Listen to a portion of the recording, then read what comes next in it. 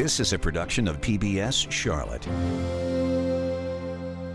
Tonight's Carolina Impact Special is supported in part by the Duke Energy Foundation, dedicated to creating vibrant communities across our region, and by viewers like you. Thank you.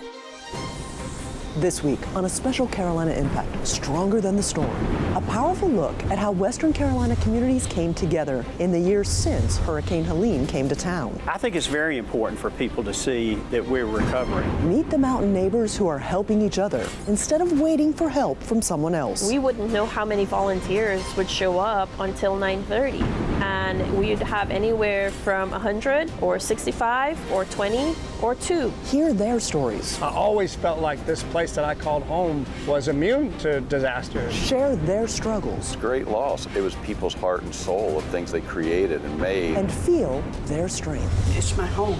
I'm rooted here. I am part of this little bit of ground. Helene's damage was like nothing they'd ever seen. But tonight, you'll see what happens when neighbors unite to become stronger than the storm on this special Carolina Impact. Good evening. Thanks so much for joining us. I'm Amy Burkett. When you lose everything to a storm like Hurricane Helene, how do you keep from losing hope? And where do you find the faith and fortitude to fight back and build back what Helene took away? Tonight, nearly 1 year later, PBS Charlotte travels back where the storm was the worst to see how a disaster like Helene also brings out the best in us.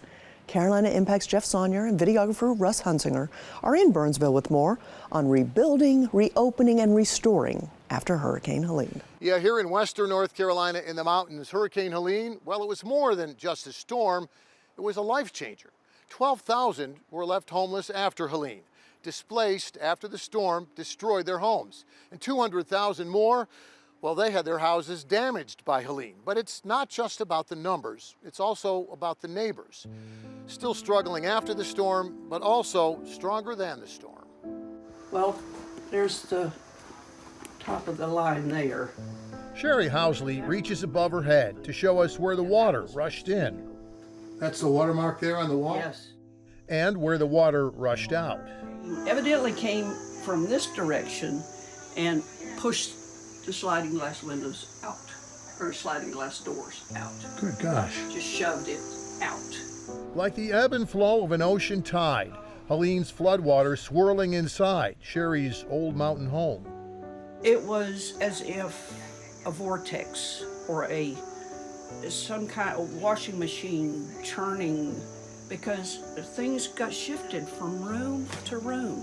Once I saw it, the first day I saw it, I just sat down and I thought, I can't do this.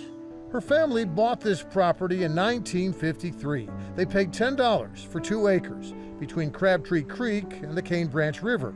And for almost a year now, since Hurricane Helene blew through, I can work in there and sleep and cook and, in here. Sherry's been living in this camper with everything from her home she could salvage from the flood and the mud stored in these tents and in this old school bus. It's my little crash pad for right now. But on this day, Sherry has a tough decision to make. Maybe the toughest decision she's ever made. Letting a wrecking crew finish the job that Helene started. There are just no words. On the house that her parents built. This is so surreal. I mean, I'm just sitting thinking about all the pennies they pinched. They went through so much to build that house, so much, both of them. Made her dream come true. Oh, man. Took my breath away. Literally took my breath away. Felt like a punch to the gut, but I just want to move forward. I want to move forward so bad. For Sherry, though, moving forward doesn't mean moving off her land. It means moving in to a new house. Built for her by the construction technology class at Mountain Heritage High School, partnering with a Burnsville-based volunteer group known as Rebuilding Hollers, which is helping hundreds of mountain neighbors who need home renovations or home replacements after Helene. It's a really big deal. You know, here people, this is generational land for so many. So I would be the same way. I wouldn't want to leave my land. And so by giving them a resource to stay on their property until we can get their home built is a big deal. I pray for safety. I pray for Miss Sherry. This home carries memories. And for Sherry Housley, it's a prayer answered, a chance to make new memories in a new home on the same patch of land that will always be home to her. I'm rooted here. I am part of this little bit of ground. 90 minutes south of Burnsville in Chimney Rock Village, half of Bubba O'Leary's General Store is finally reopened for business. You're doing a great job. Thank you. Almost a year after Hurricane Helene destroyed the store's other half, along with 15 more businesses here on Main Street. The devastation, the destruction was just heartbreaking. It was overwhelming. All the favorites, all the old favorite spots are gone. But everybody that's got a building left, I mean, they're all trying to reopen. Store owner Peter O'Leary is also the mayor of Chimney Rock. But he's not just on the street talking with us. You'll find him behind the counter, too, talking with his customers. Thank you. Appreciate you coming in. About what O'Leary calls the new Chimney Rock. I think it's very important for people to see that we're recovering. When we added everything up, we lost 200 jobs. Basically, the whole employee force of Chimney Rock, the whole workforce, was unemployed. So it's very important to get those 200 people back to work. You're not repairing anymore, you're not cleaning anymore, you're actually welcoming customers in. Hi, welcome in. I mean, that's a huge step for all of us. The mayor adds another huge step was the reopening of Chimney Rock State Park, which attracts 400,000 visitors a year. But from the top of Chimney Rock, the view of nearby Lake Lure looks a little different now. Lake Lure's sandy beach and marina now dried up and overgrown. There's also damage from Helene along western North Carolina's riverbanks. But here on this rocky stretch of the Tow River near Mount Mitchell, volunteer groups are raking in new seed, replanting, and restoring what Helene washed away. Perennial grasses, native shrubs, native flowers, a mix of things that'll take root kind of wherever you put them. They're going to grow up, spread their seed all down the river from here. A lot of the banks were totally stripped away. Some of them we had full forest, and now there's nothing but bedrock or sand. We're hoping to that the seeding will help to keep the soil or keep the land. Well, it'll partly make it look a whole lot better, but it will stabilize. It needs vegetation to stabilize the earth. We've been left with a blank slate in certain areas where we have an opportunity to make it better than it even was before. The volunteers are also reseeding native plants on steep mountain mudslides to stop erosion and prevent future flooding. But what if you can't hike there or drive there? Stand back at a safe distance. Take off. Well, Yancey County is using a drone to replant the riverbanks from above. So over the river, I'd fly it up over the trees, about 8 or 10 feet over the trees. The biggest thing it can do is save time. And I can also access a lot of areas with the drone that we can't access on foot, but you know, we still need those volunteers on the ground. The goal is to stabilize the exposed soil around the river so we can keep sedimentation out of the river, because the creatures and animals that live in the river, most of them need this clean water. And whether it's restoring rivers, reopening businesses, or rebuilding homes, the reality here in western North Carolina is that nobody can do everything. But what they're also finding out here is that everybody can do something. Amy? It's extraordinary to see how those neighbors are helping each other. Thank you so much, Jeff. To find out more about those neighbor helping neighbor groups working to rebuild, reopen, and restore western North Carolina, check out our website at pbscharlotte.org. We've got links to their projects, plus information on how you can help. Well, Helene's rage didn't stop there. It punched the tiny community of Todd, too, with a population of just over 2,000, in a place where the river gives so much, it can also take it all away. When disaster struck, 2 women found themselves not just rebuilding a business, but helping an entire community find its footing again. Carolina Impact's Chris Clark brings us the details. Deep in the Blue Ridge Mountains, past quiet fields and river bends, you'll find Todd. Not a person, a mountain town where the water, the woods, and the hills gather like old friends. It's a place where time slows, the river shows the way, and where River Girl Fishing Company calls home. When I was working in Florida, me and the guys would talk about what we would do if we weren't doing what we were doing. And I would always say, oh, I'd have a fly shop in the mountains and teach people how to fish and go fishing and try to have fun. Back in 2006, Kelly finally took the leap and turned her dream into a reality, starting small with fly fishing at the center. It wasn't long before visitors began asking for more. Folks were coming in asking, can we go tubing? And I was like, no, but I'll take you fishing. Can we go biking? I was like, no, I'll build a fly rod for you. So then we started opening up to other things. What started with a fly rod kept growing. Kayaking, then tubing. One idea flowed into the next, so much so they had to move into a bigger home, as quirky and full of personality as they are. Most of the things I have to take down because it's too gaudy. So she only lets me keep one rung of lost souls on the ceiling. There used to be 16. Eventually adding eco tours, biking, even a little petting zoo. Who would not want to do this job? You know, I mean, 6 months out of the year, we're providing a release for people. Kelly is so knowledgeable about everything on this river. So if you find a plant or a fish, Kelly can tell you exactly what it is. She can tell you which plants are edible. They'd survived COVID and weathered plenty of storms before, but Helene was different. We've had the creek flood before, but this could potentially come into the building.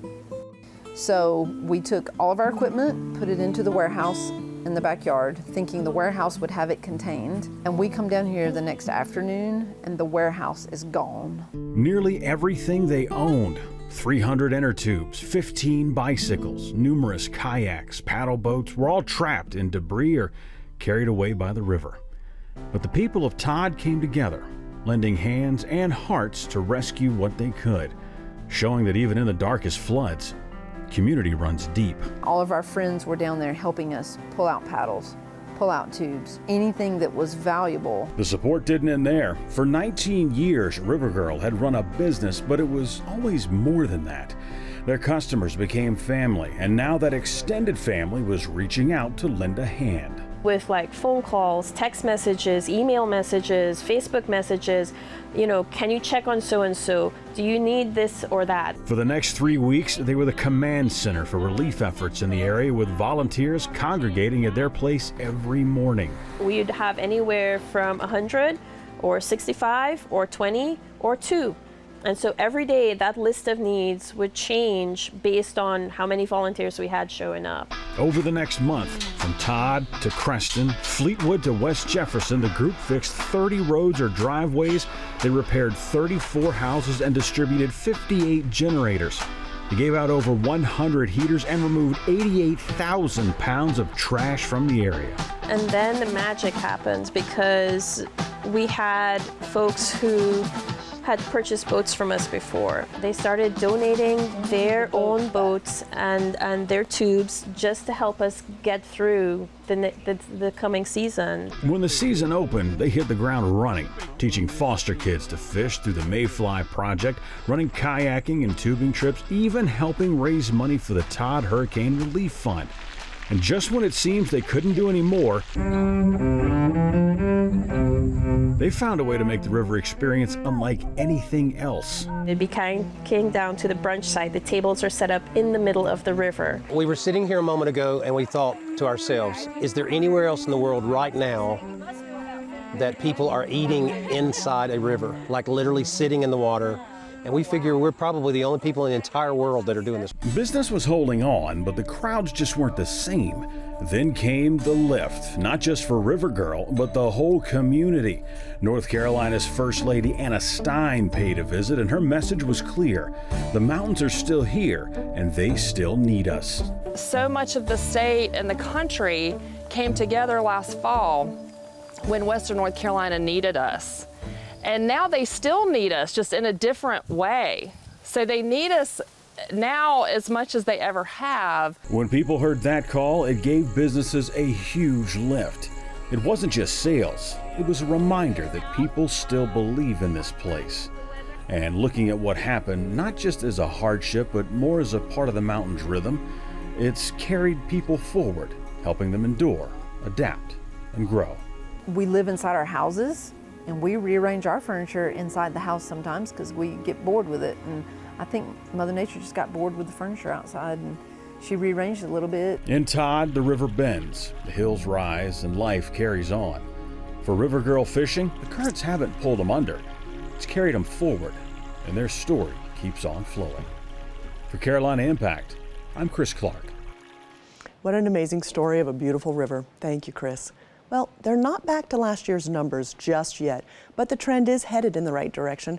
And for these two women who've already weathered a storm, the current feels a lot calmer now.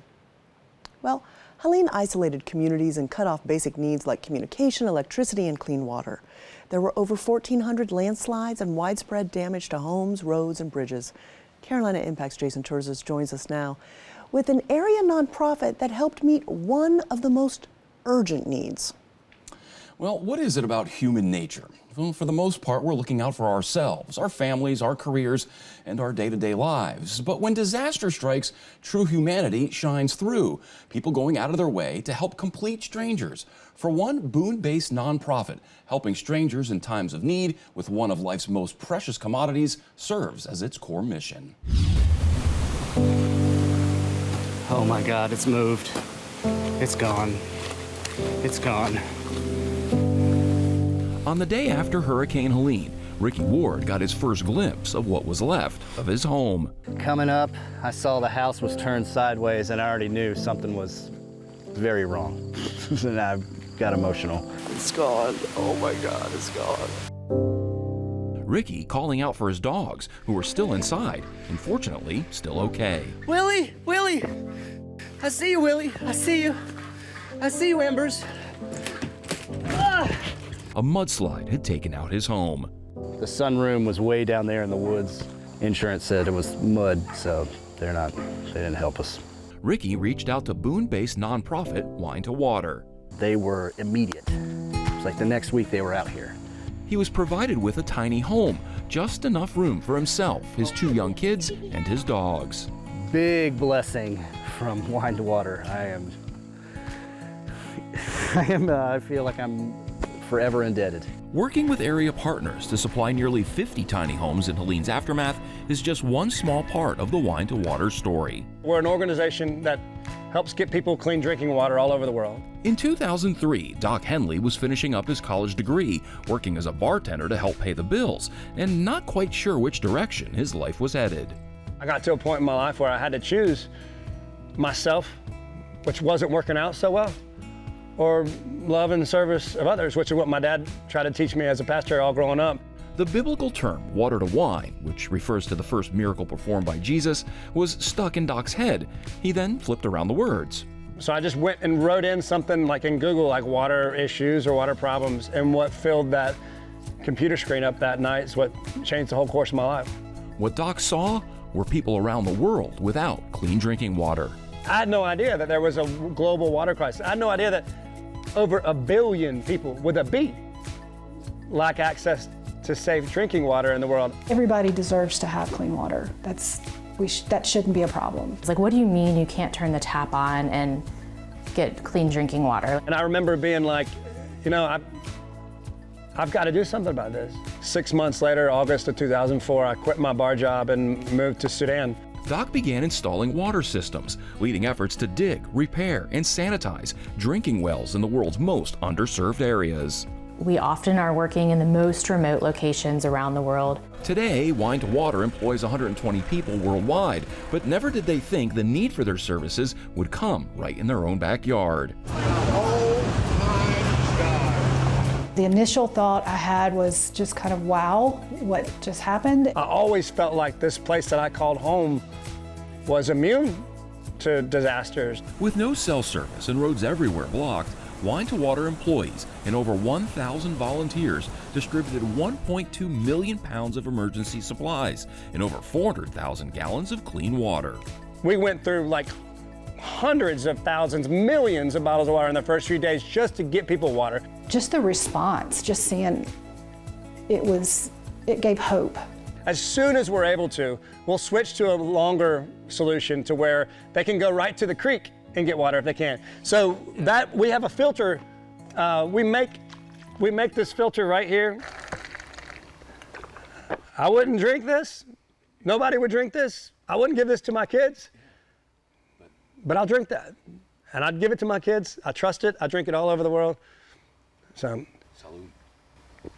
this is based off of the same technology as kidney dialysis, so the same type of membrane that we use when we clean people's blood. It gets rid of all your bacteria, your protozoas, anything that's gonna make you or your children sick, this is gonna take care of it. Right now, what we're doing is offering water quality testing to any of the counties that have been impacted by the storm. We collect that sample and then we take it to a lab, and within 5 to 10 days we'll have results for that homeowner, and we will work with people to help solve any issues that emerge. From supplying bottled water, generators, and filters to water quality testing and solutions, and working with partners on things like debris removal, well repair, and tiny homes, for Wine to Water, it's always been about serving those in need. Mother Nature has done a good job of covering up the scars. Man, mountain people are really resilient.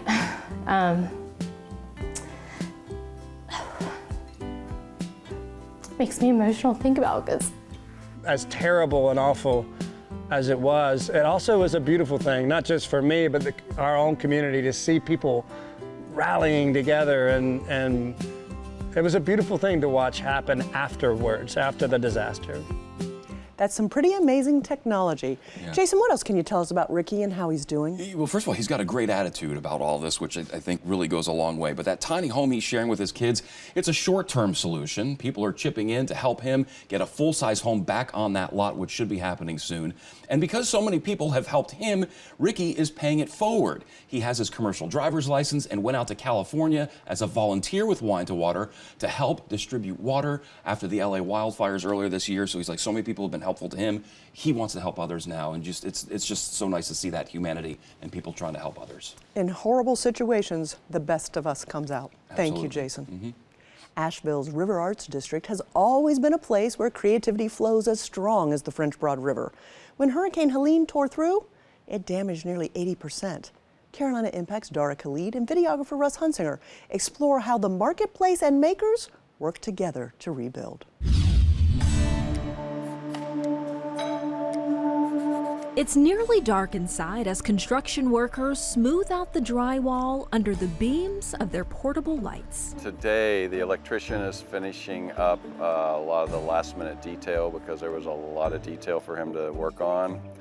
And the drywallers are finishing inside there, prepping for paint. Moving swiftly, about a dozen workers are restoring Marquee Asheville, the once bustling marketplace housed inside this 50,000 square foot warehouse, where people could find unique antiques, local handcrafted jewelry, and art that exuded the colorful spirit of the city.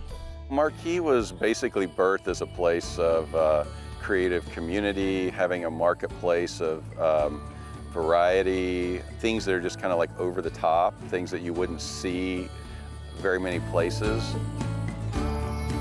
Before these stalls stood silent, divided by bare walls and waiting for fresh paint, they pulsed with life. More than 300 artists, antique dealers, makers, and small business owners filled the space, drawing customers from every corner of the country. It was the realization of a dream Robert Nicholas had been building since opening the doors in 2021, a dream that turned an old warehouse into a vibrant community. We looked forward to see who was coming in that door, if it was a familiar face or a new face that would later become a familiar face. And you know, our artists would come walking up the ramp and you'd start smiling all the way at the bottom to the top and giving hugs. But in September 2024, Hurricane Helene's wrath came rushing in, washing all of that away. We had about 15 feet of water, which is up on the ceiling, about 3 feet above the windows that you see here. So it was substantial, and this wall broke out. A lot of things went out this way and was never seen again. Robert says they had 120,000 items worth almost $9 million in inventory. This was a devastating hit financially, but also emotionally. It's like somebody stole it, you know, and you're looking for parts and pieces of the memories, you know, and so it was great loss. It was people's heart and soul of things they created and made. And one of those people is Mark Schieferstein, owner of Scrap Monkey, who made nearly a third of his income selling his handmade jewelry created from salvage materials at the Marquee. It was kind of disbelief. It was definitely emotional. It was pretty devastating. Mark didn't salvage a single item from the building after Helene. Thousands of dollars in merchandise gone in an instant. And the storm's toll didn't stop there. Just a few miles away, his metal shop was swallowed completely.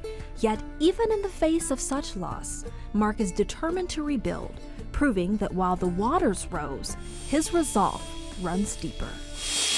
You're wearing, you know, a suit and rubber gloves and a respirator, trying to get your stuff out of a space that's just black mold. After losing both the Marquee space and his metal shop, he refused to let Helene wash away his craft. On his land in the quiet hills of Marshall, just steps away from his front door, Mark transformed a humble shed into a new workshop. Here, surrounded by the resilience of the mountains, he's hammering out a fresh start, creating bold, geometric jewelry from materials most people throw away. And it's not just survival, it's artistry reborn. We're always going to find a way to make stuff and get stuff out to the public and keep doing what drives us every day. Back at the Marquee, Mark gets a chance to return the favor of supporting another creative by choosing to be a loyal vendor, persevering with Robert through the reconstruction, and keeping his business at the soon-to-open marketplace. For them to rebuild that is amazing. To give like hundreds of artists an outlet to keep what they love to do going. It's a pretty monumental task. Monumental, but worth it. Because for Robert and many in Asheville, rising again isn't just a personal journey. It's about joining hands with others, standing shoulder to shoulder, and living out the true spirit of resilience. A spirit that echoes across the entire region. For Carolina Impact, I'm Dara Khalid. Thank you, Dara. Robert says the structure and rebuild cost around $1 million. The grand reopening for Marquee Asheville is set for September 25th. Hurricane Helene changed the landscape, but it couldn't change the heart of these mountains or the people who call them home. We're honored to share their stories that show those impacted are truly stronger than the storm.